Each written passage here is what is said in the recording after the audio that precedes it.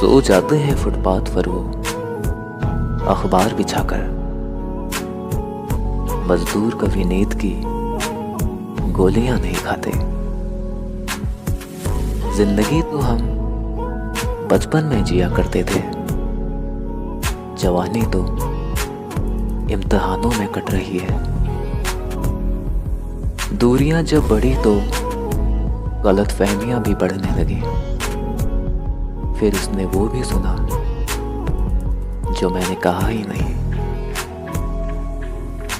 मुलाकातें तो आज भी हो जाती हैं तुमसे। मेरे ख्वाब किसी मजबूरी के मोहताज नहीं। खामोशियों से मिल रहे हैं खामोशियों के जवाब। अब कैसे कह दूं मैं कि उनसे मेरी बात नहीं होती। हारने वालों का भी अपना अलग रुतबा होता है। अफसोस तो वो करें जो दौड़ में शामिल ही न थे। बचत करने की आदत सी हो गई अब।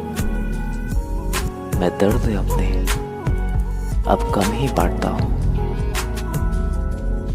आज परछाई से पूछ लिया मैंने कि क्यों चलती हो मेरे साथ।